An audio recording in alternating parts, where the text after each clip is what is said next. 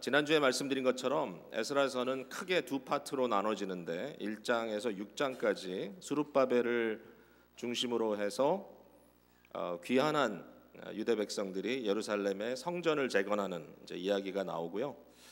7장부터 10장까지는 에스라라고 하는 인물이 드디어 등장을 해서 이제 예루살렘을 중심으로 새로운 삶을 살아가는 유대 백성들에게 율법을 가르치고 저들의 삶을 개혁시키는 이러한 내용으로 전개가 됩니다.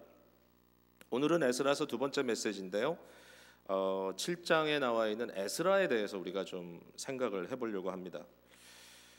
성경에 여러 인물들이 나오지만 이 7장에 등장하는 에스라처럼 강렬한 이미지를 가지고 등장하는 분들이 이렇게 많지 않은 것 같습니다. 그에 대한 어떤 흠이라든지 잘못을 지적하는 부분은 찾아볼 수가 없고요. 위대한 율법사로 또 위대한 개혁가로 이렇게 소개되는 그 에스라의 모습을 보면서 더군다나 한 가지 좀 신기한 것은 에스라 7장 뒷부분에 보면은 이 서술하는 그런 그 내용이 1인칭으로 이렇게 좀 바뀌는 걸 볼 수 있습니다. 내가 나에게, 다시 말해서 에스라서를 서술하고 있는 사람이 다른 사람이 아니라 에스라 자신이 아닐까라고 생각할 수밖에 없는 그런 내용이죠. 그러니까 에스라가 자기가 스스로 진술하고 자기 스스로 써나가는데 자기에 대한 이야기를 이렇게 강렬하게 쓸 수 있을까? 우리 정서에는 좀 안 맞죠. 근데 에스라가 전혀 양보함 없이 자기가 왜 존재하고 자기는 무엇을 하려고 했고 또 그 일을 어떻게 했는지 에스라가 아주 담대하게 이렇게 기록해 주는 내용을 보면서 결과적으로 하나님의 말씀을 우리가 읽을 때에 본문이 너무 중요하지만 그러나 그 본문을 읽으면서 더 깊이 생각해 봐야 되는 부분이 성경 전체가 증거하고 있는 하나님의 뜻이 과연 뭔가, 그죠? 구원 역사 속에 나타나는 이 모든 일들, 이 하나의 사건이 과연 어떻게 하나님의 큰 스토리와 연결되는가, 이 부분을 놓치면 안 된다는 거죠. 그래서 사실 오늘 저희는 관심은 에스라에게 있지만 그러나 더 큰 관심은 더 큰 에스라이신, 더 진정한 에스라가 되시는 예수 그리스도에게 초점을 맞출 수밖에 없는 거죠. 결국은 이제 예수님 얘기를 우리가 할 수밖에 없고, 또 제가 에스라 얘기를 하더라도 여러분 마음속에는 에스라가 하는 이 모든 것들 그 이상을 예수 그리스도께서 성취하셨구나, 여기에 여러분들의 마음이 빨리 갈 수 있다면 상당히 실력 있는 크리스찬이라고 제가 인정하겠습니다. 에스라에 대해서 저는 한 세 가지로 설명하면서 말씀 나누고 싶은데요. 첫 번째, 에스라를 제사장 에스라라 이렇게 우리가 말할 수 있을 것 같아요. 이 제사장의 역할을 에스라가 하는 것보다는 사실은 학자로서 가르치는 자로서의 역할이 더 많이 부각되어 있지만, 그러나 분명히 에스라를 처음 소개하는 7장 앞부분에 에스라는 제사장의 가문에서 태어난 사람으로 소개하고 있습니다. 1절에서 5절까지 아주 장황하게 에스라의 족보가 나오는데요, 여러 사람의 이름들이 등장하죠. 일부 예배 때 제가 이름 읽으면서 굉장히 고생을 했습니다. 갑자기 눈이 안 보여서. 이 한 사람 한 사람의 이름을 우리가 기억한다는 것은 저는 거의 불가능하다고 생각하는데, 그러나 누군가에 의해서 이 모든 기록은 남겨졌고, 아마도 에스라에 의해서 자기가 어떠한 족보를 가지고 있는지 여기에 이제 밝히 써주고 있는 거죠. 성경을 읽어보신 분들은 다 아시겠지만 일반적으로 가족 공동체 중심으로 생각하는 이 유대인들, 이스라엘 백성들, 신약에 와서도 마찬가지입니다만은 이분들은 자기를 소개할 때 누구의 아들이다, 누구의 증손이다, 이런 얘기를 자주 합니다, 그죠? 그러니까 적어도 2대 또는 3대에 대한 이름이 언급되는 것은 굉장히 일반적인 일이죠. 누구를 이야기하든지 그의 아비는 누구고 그의 아비는, 그 할아버지는 누구다, 이렇게 설명을 할 수 있는데, 특색이 있는 건 뭐냐면은 여기에는 16대를 소개하고 있다라는 것입니다. 16대. 아마 가장 중요하게 하이라이트 하고 싶어 하는 것은 뭐냐면 바로 이 에스라가, 이스라엘의 대제사장으로 처음 세움받았던 아론의 후손이다라고 하는 것이겠죠.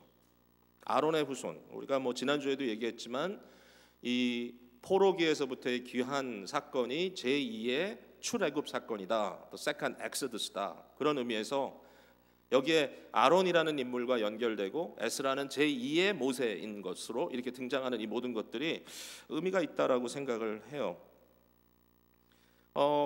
그렇지만 단순히 이 부분이 족보를 자랑하고 싶은 것일까? 본인이 아론의 후손이기 때문에 남보다 더 영광스럽다는 얘기를 지금 하려는 것일까? 저는 그게 아니라고 생각을 합니다. 사실 이 부분은 그 시대적인 상황을 잘 설명해 주는 것이다라고 생각합니다. 에스라가 제사장으로서 자기의 정체성을 이야기하는 것이 왜 중요했는가? 왜냐하면 바벨론 포로되었던 자들이 귀환하여 새로운 출발을 하는 순간에 중요한 하나의 이슈가 뭐냐면은 나는 누구냐, 나는 누구냐 하는 것이죠. 정체성의 문제입니다. 반복된 전쟁이 있었습니다. 그리고 포로기를 통해서 아마 일반적으로 이런 일이 있었을 겁니다. 가족의 대가 끊어지고 심지어는 족보가 상실되고 뭐 이러한 일들로 인하여 내가 과연 내 직분을 감당하는 것이 옳은가, 내가 과연 이 일을 해도 되는가, 여기에 대한 정당성, 그러니까 자신의 어떤 정체성에 대한 답이 항상 명확지 않았다는 부분인 거죠. 한번 조금만 앞으로 가보세요. 2장으로 가시면 제사장을 세우는 문제가 여기 이제 등장을 하는데요. 2장 62절 찾아볼게요. 2장 62절 같이 한번 읽어볼게요. 시작. 이 사람들은 계보 중에서 자기 이름을 찾아도 얻지 못하므로 그들을 부정하게 여겨 제사장의 직분을 행하지 못하게 하고, 이해가 되시죠? 지금 상황이 어떤 건지. 분명히 자기는 제사장이라고 생각했고 제사장의 직분을 하는 것이 마땅하다고 생각을 하는데 문제가 뭐죠? 족보에서 그 사람들의 이름이 나타나지 않아요. 계보에서. 그러니까 증명을 할 수가 없어요. 너는 누구냐? 나는 이거다. 얘기를 해줘야 되는데 얘기를 할 수가 없어요. 거기에 대한 증거가 나오지 않는다는 거예요. 정체성을 지킨다는 것이 어려운 시대였습니다. 우리 대한민국도 일제시대를 비롯해서 무엇보다도 이 한국 전쟁이라고 하는 참 어마어마한 비극이죠. 전쟁이 한 군데서 일어난 게 아니라 이 작은 반도가 위에서 아래로, 아래서 위로, 위에서 또 아래로 몇 번씩, 어떤 사람들의 표현에 의하면 마치 봄이 되면 밭을 갈아엎듯이 이 플라우 돼가지고 온 나라가 땅이 다 한 번 뒤집혀진, 이러한 한 번이 아니라 세 번, 네 번씩 이 가운데서 사실상 어떤 연결점을 상실하는 경우가 너무나 당연하다. 수많은 사람들이 이산가족이 되고, 그죠? 수많은 사람들이 내가 누구지? 라고 하는데 어려움을 겪는 수많은 전쟁 고아들이 생기고, 이러한 것들이 당시의 상황이었을 수 있는 거죠. 자, 더군다나 여러분 예레미야의 그 말씀을 보면 참 기가 막힌 얘기가 나오는데요. 자, 이것도 한번 찾아볼게요. 너무 신기한 얘기니까. 예레미야서 29장, 이제 성경 뒤로 쫙 넘어가세요. 1096페이지. 예레미야서 29장 1096페이지. 제가 4절부터 한번 읽어볼게요. 4절부터 만군의 여호와 이스라엘의 하나님께서 예루살렘에서 바벨론으로 사로잡혀 가게 한 모든 포로에게 이와 같이 말씀하시니라. 너희는 집을 짓고 거기에 살며 텃밭을 만들고 그 열매를 먹어라. 아내를 맞이하여 자녀를 낳으며 너희 아들이 아내를 맞이하며 너희 딸이 남편을 맞아 그들로 자녀를 낳게 하여 너희가 거기에서 번성하고 줄어들지 아니하게 하라. 너희는 내가 사로잡혀 가게 한 그 성읍의 평안을 구하고 그를 위하여 여호와께 기도하라. 이는 그 성읍이 평안함으로 너희도 평안할 것임이라. 자, 그 다음에 10절로 한번 가보세요. 여호와께서 이와 같이 말씀하시니라. 바벨론에서 70년이 차면 내가 너희를 돌보고 나의 선한 말을 너희에게 성취하여 너희를 이곳으로 돌아오게 하리라. 자, 여기에 이제 70년이라는 말이 딱 등장을 하니까 지난주에 나눴던 이야기가 여기서 이제 증명이 됐죠. 근데 그것보다 그 위쪽에 있는 처음에 읽었던 부분들이 이제 저로서는 굉장히 챌린징한 내용이라고 생각합니다. 예레미야가요, 바벨론으로 포로가 되어 잡혀가는 백성들에게 예레미야의 메시지는 절대로 쉽지가 않습니다. 뭐 우리의 어떤 상황으로 이렇게 딱 옮겨서 이야기를 한다면 예레미야는 환영받을 수 있는 사람이 아닙니다. 예. 만약에 우리 어떤 그 상황 속에서 뭐 일본에게 침략을 당하고 국가를 빼앗기고 그 다음에 많은 사람들이 일본으로 만약에 포로가 돼서 잡혀가 그런 일이 있었죠. 실제 노동자로 끌려가고 그런 사람들에게 이와 같은 메시지를 했다면 가서 그냥 하여튼 딴 생각하지 말고 맘 놓고 살고 너희가 간 그 나라를 위해서 축복을 빌어라. 왜냐하면 그 나라가 잘 돼야 너희도 잘 된다. 이건 뭐 완전히 코드가 잘못된 얘기잖아요. 그러니까 이런 이야기를 우리가 쉽게 받아들일 수가 없죠. 그러니까 제가 한 가지 여기 이제 놀라는 건 뭐냐면 한국적인 정서였다면 아마 이런 메시지는 다 불태워졌을 거예요. 이게 살아남았을 수가 없어요.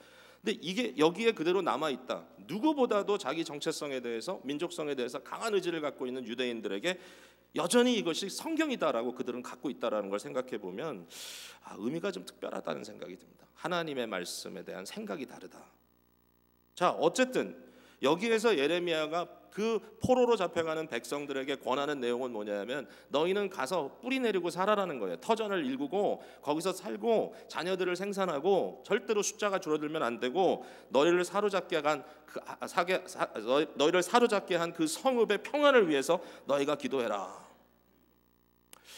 물론 궁극적인 답은 뭐냐면은 이처럼 그들이 거기에서 소멸되지 않고 거기에서 그들의 숫자가 줄어들지 않고 도리어 더 강성한 사람이 되어서 마치 애굽에서 노예 생활을 했음에도 불구하고 이스라엘이 강성해져 가지고 탈출한 것처럼 때가 돼서 하나님께서 저들을 다시 예루살렘으로 돌이키실 때 다시 유대 땅으로 불러들일 때 그들이 결국 하나님의 백성으로 다시 올 수 있도록 하기 위한 것이 답인 것은 이해하겠어요.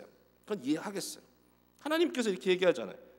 여호와의 말씀이니라 너희를 향한 나의 생각은 내가 안 하니 평안이요 재앙이 아니라 너희에게 미래와 희망을 주는 것이다.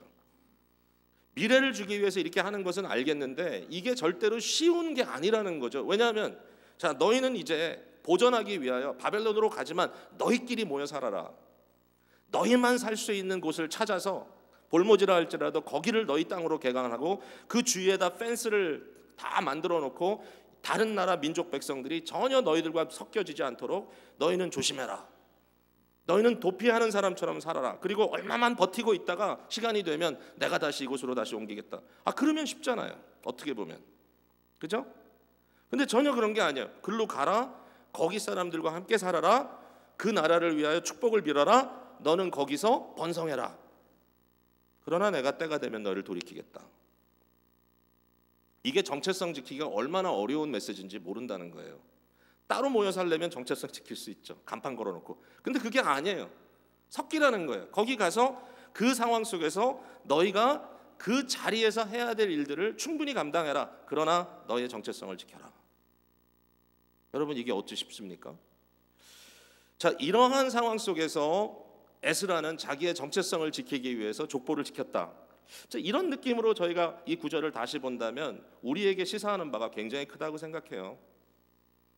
여러분 저와 여러분에게도 하나님께서 똑같은 부탁을 하고 있는 거예요. 우리가 이 세상에 살고 있습니다.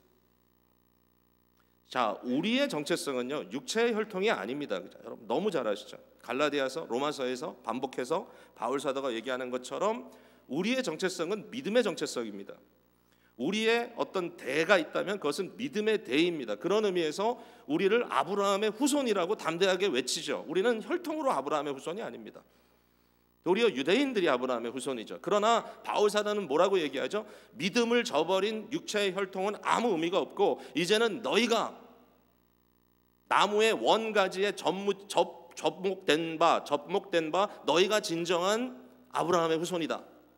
너희가 진정한 믿음의 자녀들이다. 이렇게 얘기를 하잖아요. 그러니까 우리는 여기서 에스라서를 읽는 모든 생각들이 바뀌어야 돼. 육체로 읽는 거 아니에요. 육신적인 혈통을 얘기하려는 거 아니에요.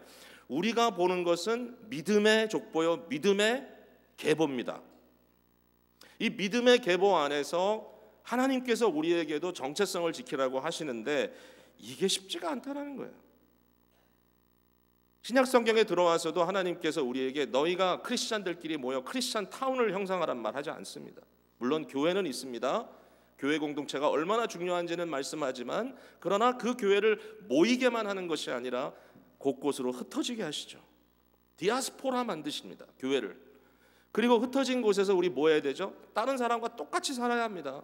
다른 사람들은 6일 동안 열심히 일해서 먹는데 우리는 가만히 있어도 하늘에서 만나가 떨어지는 거 아닙니다. 같은 일터에 나가서 같이 일해야 됩니다. 경쟁도 해야 됩니다. 그러나 우리가 가져야 될 물질관이 다릅니다. 우리가 가져야 할 노동관이 다릅니다. 우리가 가져야 할 시간에 대한 개념이 다릅니다. 얼마나 어렵습니까? 똑같이 사는데.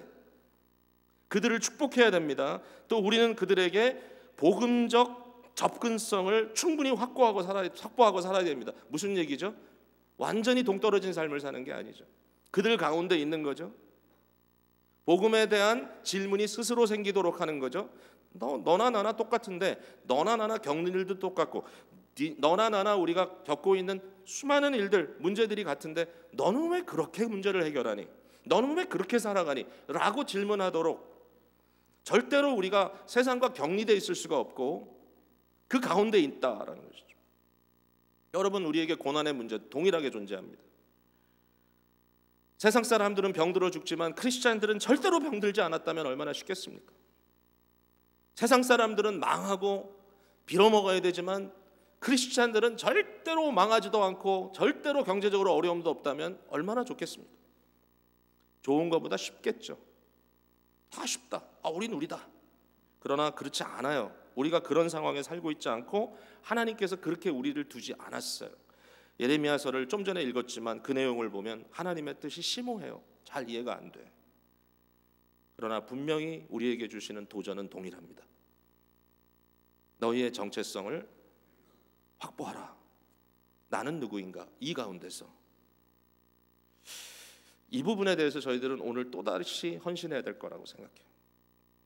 나와 나의 가족, 나의 교회, 이 혼란한 상황 속에서 신앙의 대가 끊어지지 않고 한 대만 왕성한 우리가 아니라, 한 제너레이션만 잘 믿는 사람들이 아니라 믿음의 본질을 놓지 않는, 라이프스타일도 바뀔 수 있고 문화도 바뀔 수 있고 언어도 바뀔 수 있지만 바뀔 수 없는 복음의 본질, 성격을 전수하라는 거 아니에요. 단순히 문화를 전수하라는 거 아니에요. 단순히 언어를 전수하라는 거 아니에요. 그런 것도 할 수 있다면 도움도 되겠지만, 그러나 믿음이라고 하는 가장 본질, 하나님과의 언약의 관계라고 하는 가장 본질, 세상 사람들은 모르겠지만 우리는 오직 하나님과의 관계 속에서만 우리를 이해할 수 있다고 하는 신앙적 정체성, 이 부분에 대해서 절대로 놓쳐서는 안 되는데, 바로 여기에 대해서 우리가 한번 생각해 볼 수 있는 것 같습니다. 두 번째 에스라에 대한 설명은 지도자로서의 설명입니다. 지도자 또는 리더. 에스라는 리더입니다. 포로기에 보면은 아주 놀라운 업적을 남긴 사람들이 나오죠. 여러 왕들이 바뀌는 가운데서도 끊임없이 왕의 신임을 받고 있던 사람들, 그 중에 제일 유명한 사람은 아마 다니엘일 겁니다. 가장 오랜 시간 동안 자기의 어떤 자리를 지켰던 아주 특출한 사람이죠. 근데 이 다니엘뿐만 아니라 느헤미야 같은 사람도 왕 곁에 있었고, 에스더서에 나오는 모르드게 같은 사람도 있는데, 당시에 정말 세계를 지배하던 이런 왕들의 신뢰를 얻었던 사람들, 굉장히 독특하죠. 에스라도 그 중에 하나였다라고 말하고 있습니다. 6절에 보니까 그 뒷부분에 그의 하나님 여호와의 도우심을 입음으로 왕에게 구하는 것은 다 받은 자였다. 도대체 에스라가 어떤 레버리지가 있었길래 왕에게 구하는 거 다 받을 수 있었을까? 정치를 잘했을까? 그건 잘 모르겠어요. 그런 건 아닌 것 같고요. 아마도 왕에게 일종의 자문 역할을 하는 사람이 아니었을까? 그 유대인들의 어떤 그런 홈랜드도 그 당시 제국의 한 일부로 왕이 다스려야 됐다라고 생각을 했다면, 그 사람들의 신앙, 그 사람들의 관습, 그 사람들의 역사, 이런 것들을 생각할 때 에스라만큼도 뛰어난 사람이 누가 있었겠어요? 정확하게는 모르겠지만 어쨌든 왕은 에스라를 필요로 했다라는 것입니다. 이 아닥다스다 왕이 에스라와 또 지도자들을 같이 이렇게 묶어서 예루살렘으로 보내는 그런 내용이 이제 7장에 나오고 있는데, 잘 살펴보니까 이 사람들을 보낸 이유가 두 가지가 있더라고요. 자, 읽지는 않았지만 한번 14절로 내려가 보시면 이런 말이 나와요. 이게 왕의 이제 조서에 쓰여져 있던 내용인데, 너는 내 손에 있는 내 하나님의 율법을 따라 유다와 예루살렘의 형편을 살피기 위하여 왕과 7자문관의 보냄을 받았으니, 그러니까 첫 번째 보낸 목적은 뭐냐면은 한번 가서 네가 유다와 예루살렘이 지금 어떻게 되어 있는지 형편을 좀 살펴봐라. 그러니까 일종의 서베이를 위해서, 인스펙션을 위해서 보낸 거죠. 근데 두 번째 이유가 굉장히 기가 막혀요. 그게 이제 15절. 왕의 자문관들이 예루살렘에 거하시는 이스라엘 하나님께 성심으로 드리는 은금을 가져가고, 또 내가 바벨론 온 도에서 얻을 모든 은금 및 백성과 제사장들이 예루살렘에 있는 그들의 하나님의 성전을 위하여 기쁘게 드릴 예물을 가져가라. 그러니까 에스라의 손에, 또 에스라와 함께한 방백들의 손에 맡긴 게 뭐냐면 어마어마한 금은 보화였어요. 이게 어디서 나온 거예요? 왕족들에게서 나온 거예요. 뿐만 아니라 바벨론에 있는 각 도에서 얻은 거예요. 그러니까 바벨론이라고 하는 것은 그 당시에 한 나라가 아니죠. 이것은 여러 민족이 다 그 안에 들어와 있는 거죠. 그러니까 모든 열방으로부터 어마어마한 재물을 모아서 이 재물을 가지고 예루살렘으로 가라. 제가 지난주에 학개서 2장에 나와 있는 내용을 여러분과 함께 나눴잖아요. 사실 이걸 읽으면서 깜짝 놀랐어요. 알고 있었어야 되는데 저도 몰랐던 거죠. 차마 읽고도 몰랐던 거죠. 이제 깨달아지는 게, 학개서 2장 7절에 나오는 약속이 있잖아요. 바로 이거죠. 너희가 지금 새로 재건한 이 성전이 너희 보기에 보잘것이 없느냐, 그렇게 얘기하잖아요. 하나님, 백성들이 실망하니까, 일부가 솔로몬 성전의 영광을 받던 자들이 마음으로 실망이 와요. 정말 그 성전에 비하면 이것은 너무너무 초라해.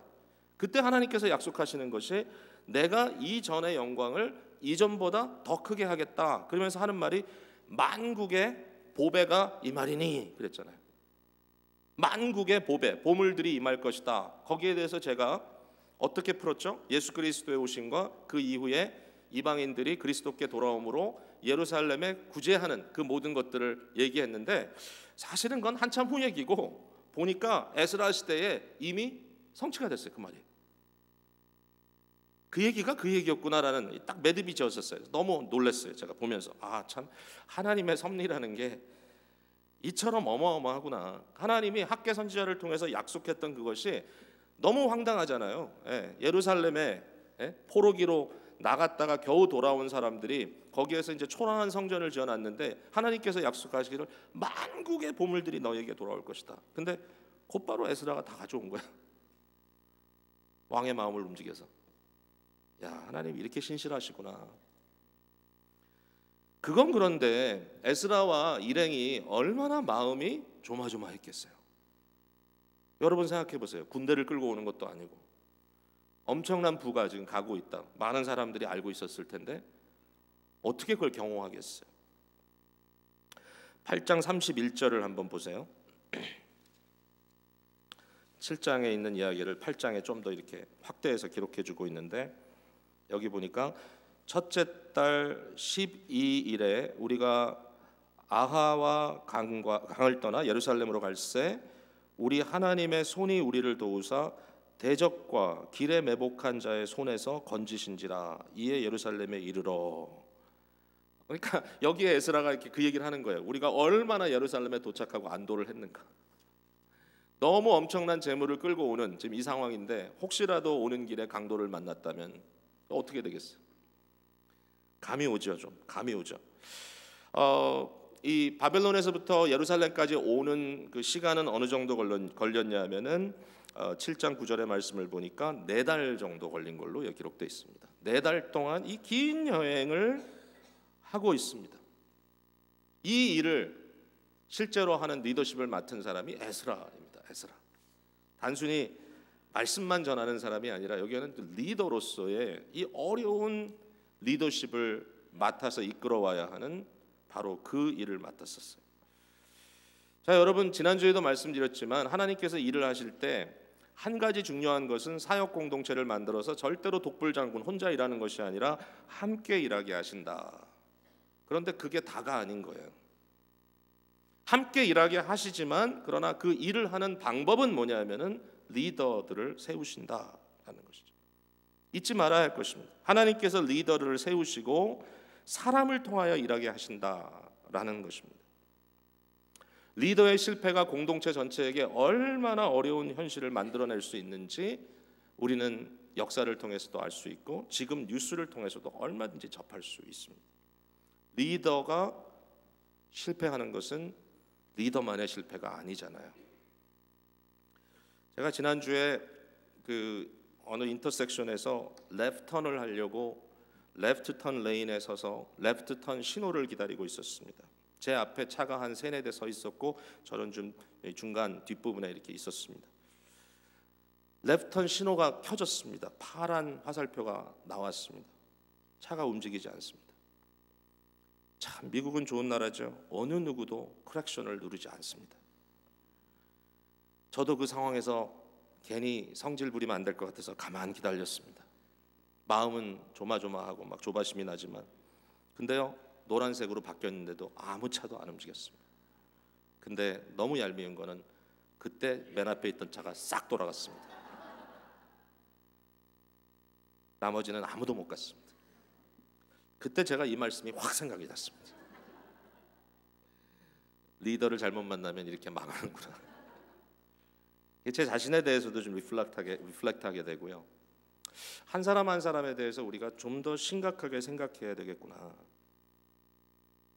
리더로서의 아버지, 리더로서의 어머니, 리더로서의 남편, 리더로서의 아내. 저는요 이 리더십에 대해서 조금 광범위하게 우리가 좀 적용했으면 좋겠다는 생각이 들어요. 일반적으로 리더 그러면 이 자리에 계신 분들 중에는 다 나는 아니야라고 생각할지 몰라요. 한국 역사를 제가 교회 역사를 말씀드리면서 초대교회에 네비어스라고 하는 선교사가 이 원리를 가르쳐 준 대로 모든 사람들이 자력으로 하게 하기 위해서 이 리더십마저도 모든 사람에게 어사인했던 그런 경우를 여러분께 소개한 적이 있는 것 같아요. 그래서 선교사가 리드하는 사람은 교회 조사나 교회 전도사 같은 그런 사람이 있었을 거고요. 근데 그 사람은 또 자기가 또 자기 뒤에 있는 사람을 이끌어줘야 되고 교회 들어온 사람은 항상 먼저 온 사람이 나를 이끌어주고 그리고 나보다 하루라도 늦게 온 사람을 또 내가 이끌어주고 체인처럼 그렇죠? 항상 내 앞에 누가 있고 내 뒤에 누가 있고 나를 끌어주는 리더가 있고 내가 끌어야 할 나의 팔로워가 있고 그거를 이제 제가 생각하면서 야 이거 참 굉장히 좋다. 왜 요새는 우리가 그렇게 안 할까? 여러분 여러분의 리더가 누군지 아세요? 그리고 여러분이 리드하는 사람이 누군지 아세요? 아니면 혼자 딱 떨어져서 나는 나다. 그거는 하나님이 하시는 말씀인데 나는 스스로 있는 자니라 I am that I am. 근데 이런 어떤 연결고리에 있지 않고 혼자 딱 떨어져 있다라고 생각하는 분들 계시죠. 근데요 제가 이거를 갖고 고민을 하다가 네비어스 원리도 부족하다라는 생각이 들었어요. 왜? 이것도 너무 수직적이에요. 위아래. 우리가 따지기 좋아하죠. 누가 먼저냐 여기. 야 내가 하루라도 먼저 왔으니까 내 말 들어. 내가 너보다 하루라도 일찍 났으니까 형이라고 불러. 지난주에도 그런 일이 있었는데 저한테 자꾸 형이라고 우겨가지고 따져봤더니 저는 6월이고 거긴 7월이더라고요. 그래가지고 네가 나를 형이라고 불러야 돼. 이게 수직적이죠.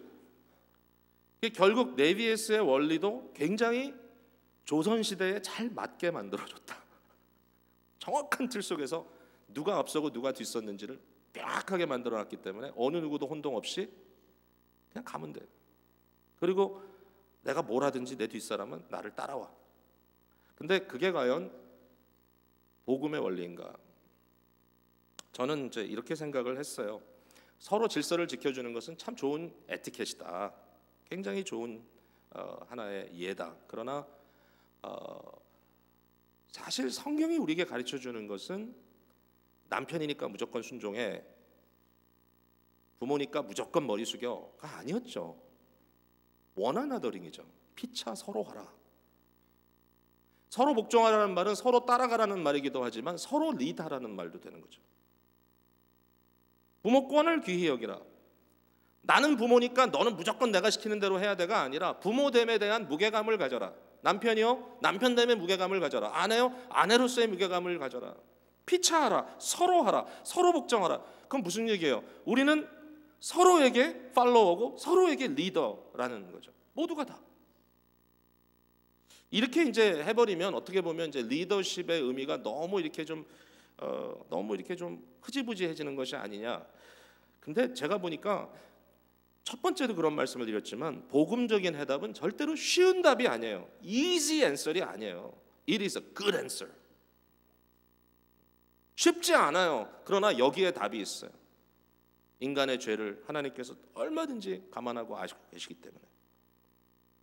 그러니까 수직적으로 나보다 부족한 사람을 찾아서 내가 팔로우하는 게 아닙니다. 내가 이끌어주는 게 아닙니다. 우리가 이런 생각을 많이 하잖아요. 내가 리더냐? 저는 아니에요. 왜? 저보다 못한 사람이 어디 있어요, 세상에. 그러니까 일반적으로 우리는 뭐를 하죠? 동정을 합니다. 나보다 못한 사람, 나보다 헤매는 사람, 뭔가 이렇게 비교해 봤을 때 그 사람 옆에 있으면 나는 조금 나 보이는 사람 스스로. 그러니까 모든 것이 다 그런 비교 의식 속에서 돕는 것도 누굴 도와요? 나보다 좀 형편이 어려운 사람. 그런 게 인생 아니야. 서로 돕고 사는 게. 나보다 형편 어려운 사람 도와주면 되지. 근데 그 과정에서 어떤 문제가 생기냐면요, 소위 내 눈에 보기에 강자라는 사람들은 앞만 깨부셔도 상관이 없어. 근데 성경적인 원리는 그게 아니에요. 피차 서로 복종하라.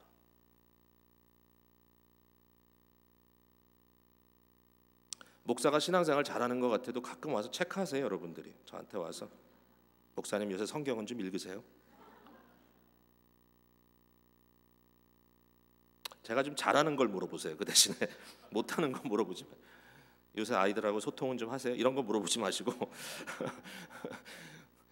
설교 준비는 좀 하시나요? 모든 사람이 다 서로 필요로 합니다. 가끔 이제 카톡도 받고 그러는데 저 고마워요, 굉장히. 오늘 또 카톡이 많이 날라올 것 같다는 느낌은 있는데, 근데 그게 얼마나 격려가 되는지 몰라요. 왜냐하면 서로를 섬겨주는. 개인주의는 뭐라고 얘기하느냐? 나는 누구도 필요하지 않고 누구에 대해서도 책임지지 않겠다. 그게 개인주의예요. 밀레니얼이야, 밀레니얼. 이 시대를 살고 있는 이 시대의 아이들. I'm on my own.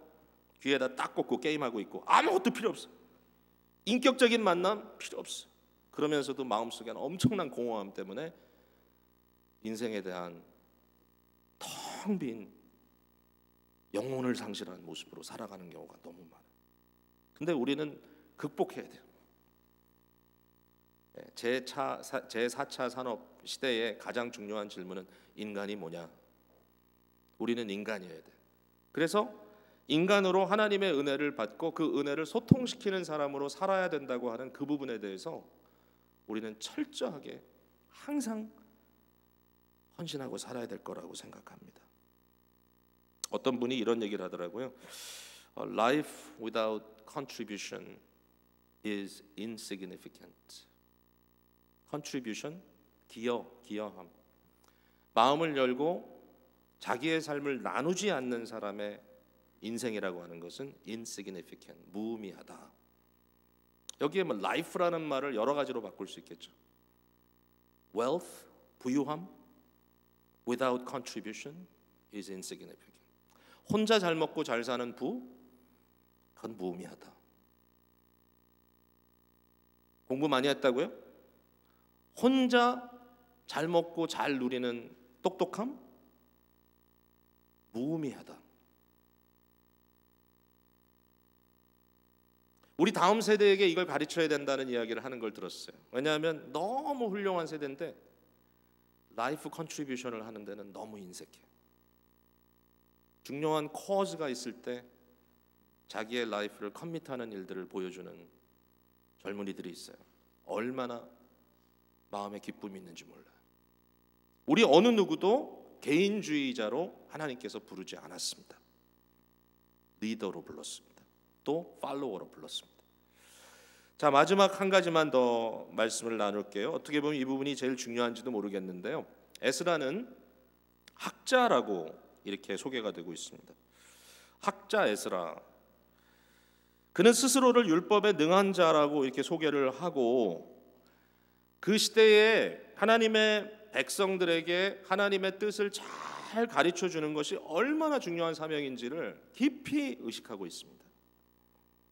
특별히 오늘 본문의 10절에 7장 10절에 에스라의 결심이 너무 잘 여기 나오고 있어요.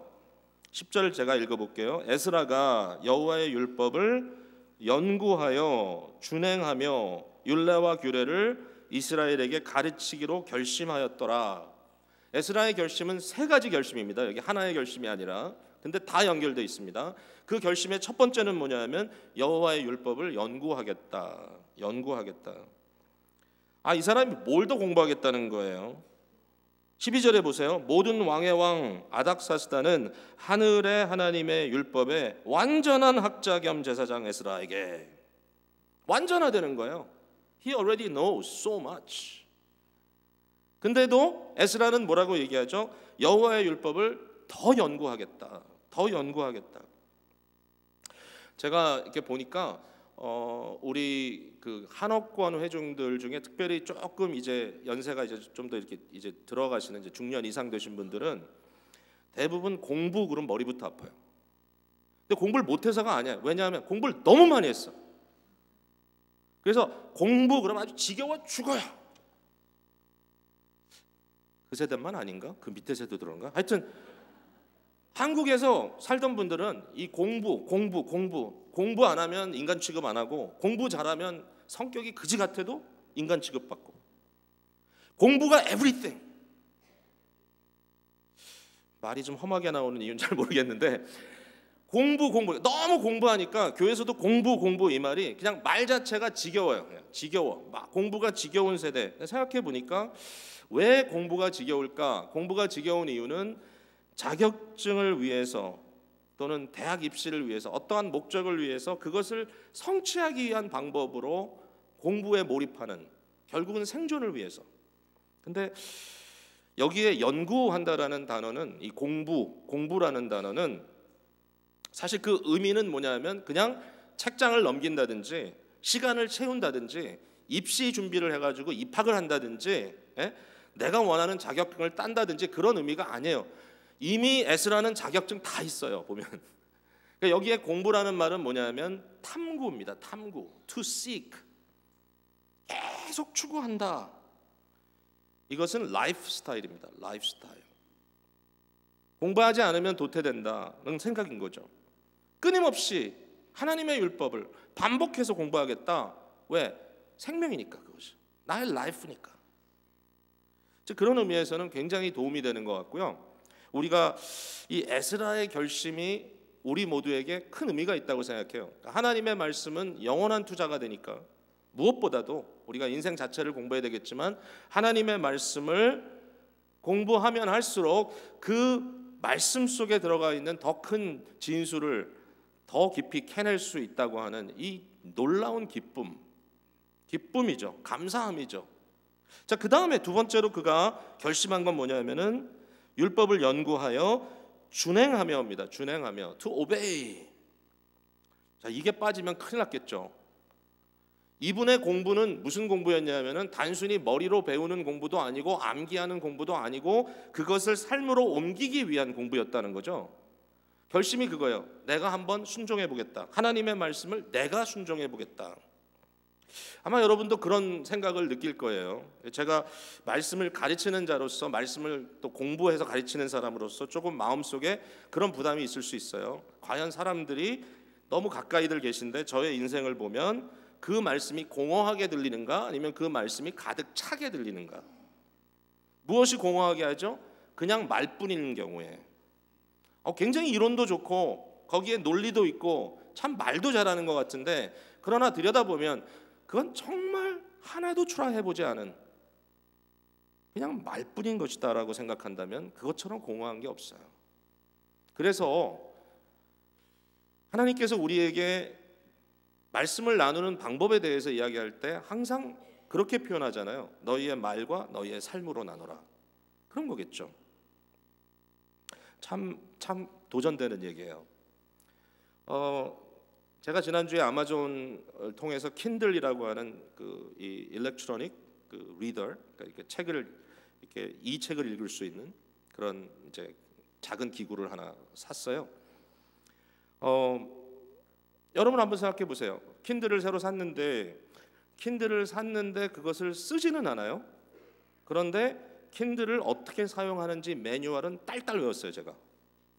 그럼 여러분 저한테 킨들에 문제 생긴 가지고 오시겠어요? 그럴 수는 있겠죠. 지식적인 영역에서 뭐 나름대로 할 말은 있을지 몰라도, 그러나 그건 옳지 않죠. 내게 주어진 어떤 기구가 있는데 그 기구에 대해서 너무 많은 지식을 갖고 있어요. 다 알아. 그냥 매뉴얼을 그냥 딸딸 외웠어요. 근데 문제는 뭐죠? 한 번도 사용해 본 적이 없어요. 그 사람한테 맡기겠어요? 아니죠. 실습이죠. 그러니까 하나님의 말씀도 그런 영역이 분명히 있다. 이걸 뭐 하나님의 말씀을 우리가 어떻게 실습하는 거예요? 오늘 한번 실천해보자? 그거 아니잖아요. 그냥 조금씩 하나씩 한 말씀 한 말씀 생각해보고 그 실천이 꼭 어떤 대단한 행동으로 이어지지 않는다 할지라도 마음에서 고민하고 마음에서 한번 이리저리 움직여보고, 그러면서 한 행동 또 다른 행동이 그 말씀을 반영하고 이러면서 나아가는 그 과정 속에 말씀이 사라지는 것, 그 부분이 굉장히 중요하다라고 느껴집니다. 다시 한번 너무 사실인데, 그 다음에 이제 세 번째가 그것을 백성들에게 가르치겠다라고 이렇게 마음의 결심을 합니다. 실제로 백성들을 가르치는 장면이 이제 등장을 하는데요. 재밌게도 느헤미야에 등장을 합니다. 여러분 한번 앞으로 조금만 가보세요. 바로 다음 책이 느헤미야거든요. 느헤미야 8장 737페이지. 에스라와 느헤미야는 상당히 평행을 달리고 있는 그런 책인데요. 여기 보니까 8장에 이스라엘 자손이 1절입니다. 자기들의 성읍에 거주하였더니 7째 달이 이르러 모든 백성이 일제히 수문학 광장에 모여 학사 에스라에게 여호와께서 이스라엘에게 명령하신 율법의 모세의 율법책을 가져오기를 청하매. 백성들이 요청을 합니다. 율법책을 좀 가져다가 읽어주세요. 강단을 만들고 강대를 세우고 나무로 그 위에서 백성들을 위하여 책을 읽습니다. 율법책을. 제 생각에는 아마 신명기가 아니었을까. 신명기, 모세의 모압에서 한 설교를 모아놓은 신명기가 아니었을까 저는 생각을 합니다. 이 율법책, 모세의 율법책, 우리가 이제 다음번 말씀 묵상할 곳이 이제 신명기인데 바로 그 내용이에요. 4절 보세요. 그때 학사 에스라가 특별히 지은 나무 강단에 서고, 그 다음에 그 주위에 다른 선지자들이 섰습니다. 다른 사람들이. 5절에 에스라가 모든 백성 위에 서서 그들 목전에 책을 펴니 책을 펼 때에 모든 백성이 확 하고 일어났습니다. 에스라가 위대하신 하나님 여호와를 송축하며 모든 백성이 손을 들고 아멘 아멘 하고 응답했습니다. 그리고 몸을 굽혀 얼굴을 땅에 대고 여호와께 경배한 후에 율법책을 낭독합니다. 8절에 하나님의 율법책을 낭독하고 그 뜻을 해석하여 백성에게 그 낭독하는 것을 다 깨닫게 하니, 이 깨닫게 한다는 것, 그 뜻을 해석한다는 것은 한 두 가지 의미가 있는 것 같아요. 하나는 그들이 충분히 이해할 수 있는 언어로 통역해줬다. 그죠? 70년 동안 잡혀갔다 온 사람들이기 때문에 언어적으로 좀 부실할 수 있었을 것 같아요. 그런 사람들에게 그 뜻을 해석해주고 통역해주고 그 다음에 그 말의 의미가 무엇인지를 가르쳐주는. 근데 그게 앞에 서 있는 에스라만 하는 게 아니라 사실 우리가 7절에 나와 있는 내용을 보면 여러 동역자들이 백성들 사이에 다니면서 혹시라도 이게 무슨 말인지 저게 무슨 얘기죠? 그러면 빨리빨리 얘기를 해주고 그 말씀이 깨달아지도록 가르치는 거예요. 다 같이. 이 티칭 공동체가 있어요. 여기. 그때 어떤 결과가 나타나는가? 9절에 보니까 백성이 율법의 말씀을 듣고 다 우는지라. 이게 에스라가 율법사로 예루살렘에 와서 일으켰던 새로운 부흥입니다. 율법의 말씀을 듣는데 여러분 상상해 보세요. 그 상황을. 성경을 피니까 두루마리를 쫙 피니까 백성들이 쫙 일어나요.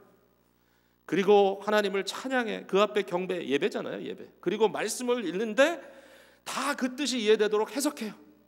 그 설교를 들어요. 근데 백성들은 너무 감격해서 울고 있어요. 자, 이렇게 한 번 한 게 아니에요. 그 다음에 13절에 보면 그 이튿날 뭇 백성의 족장들과 제사장들과 레위 사람들이 율법의 말씀을 밝히 알고자 하여 학사 에스라에게 모여들었어요. 에스라요, 에스라요, 우리에게 좀 더 자세히 가르쳐 주세요. 에스라가 말씀을 가르치는데 초막절 지키는 이야기가 나와요. 그래서 결국 이스라엘 백성들이 초막절을 지키게 됩니다. 과거에 어느 때보다 더 온전하게 초막절을 지켰을 때 일주일 이상 첫날부터 끝날까지 날마다 에스라는 동일한 방법으로 율법책을 낭독하고 그 모든 성도들이 기뻐서 어쩔 줄 모르는 이러한 결과가 나타나는 겁니다. 정말 에스라는 제2의 모세의 역할을 여기서 하는 거예요. 시내산 앞에 섰던 백성들처럼 다시 한번 언약을 새롭게 하는 예루살렘 말씀 공동체. 자, 이제 여러분 말씀을 맺습니다. 에스라를 보면 누구가 보입니까? 우리 예수님 보입니다. 예수님이 성육신하 이 땅에 오셔서 마치 더 이상 하나님이 아니신 것처럼 우리 가운데 거하셨지만, 그러나 그는 여전히 하나님이시고, 그는 죄 많은 세상에 있었지만 여전히 의인의 정체성을 지키시고, 예수님은 우리의 참된 리더로서 섬김의 봄을 보이실 뿐만 아니라 리더로서의 아름다운 모범을 보이셨고, 뿐만 아니라 학자로서의 예수님. 여러분 아시죠? 예수님께서 산상설교를 통하여 율법을 재해석해 주셨다는 것. 예수님이 그 말씀을 전했을 때 모든 백성들이 뭐라 그랬죠? 이는 다른 서기관들과 같지 않다. 그에게는 권위가 있다. 권위가 있을 수밖에 없죠. 예수님은 말씀이 육신이 되신 건데. 말씀, 하나님의 뜻이 고스란히 예수 그리스도라고 하는 인격체를 통해서 전달되도록 우리에게 오신 예수님. 예수 그리스도가 우리를 향하여서 주시는 명령은 뭡니까? 그 예수님이 자, 내가 가르칠 테니까 너희는 듣고만 있어. 그게 아니었던 거죠. 너희는 나의 제자니까 내 밑에만 있으면 돼. 그게 아니었던 거죠. 뭐라고 말씀하셨어요? 마태복음 28장 그 마지막 부분에 The Great Commission, 주님께서 우리에게 주신 명령은 뭐죠? 하늘과 땅의 모든 권세를 내게 주셨으니, 정말 나는 권세가 있는 자야. 하늘과 땅에 있는 모든 권세를 내게 주셨으니 내가 너희에게 명령한다. 이제 너희는 go, 가라. 어디로 갈까요? 제자 삼기 위해서 어디든지 가라. 모든 사람들에게 가라. 그리고 너희가 나의 제자인 것처럼 모든 민족들로 제자를 삼아라. 그래서 내가 너희에게 가르친 모든 것들을 그들이 가르쳐 지키게 하라. 자, 이와 같은 말씀 공동체를 통하여 우리에게 끊임없이 하나님을 알고 그 하나님께서 예수 그리스도를 통하여 우리에게 베풀어 주신 그 모든 은총이 무엇인지, 그 은덕이 무엇인지를 계속 깨달아가고 그것을 계속 전파하고 파급시켜 나가고 그 안에 더 크게 하나님께 영광이 돌아가도록 하는, 결국은 물이 바다를 덮은 같이 하나님을 아는 지식이 온 세상을 덮는 그날까지, 우리 주님께서 다시 오시는 날까지 그 일을 감당하도록 만들어 놓은 게 교회입니다. 이처럼 우리를 부르시고 우리에게 주신 이 위대한 사명과 이 뜻, 얼마나 감사한죠. 사랑하는 성도 여러분, 주님께서 우리를 향하여 갖고 계신 생각은 정말 너무너무 어메이징한 것 같아요. 오늘도 이 말씀이 여러분의 마음을 확 크게 열었으면 좋겠습니다. 마음을 확장시키고 주님 앞에 나아가고, 오늘도 말씀 나눔을 통하여 하나님의 은혜가 넘치시게 되기를 주님의 이름으로 축복합니다. 기도하겠습니다.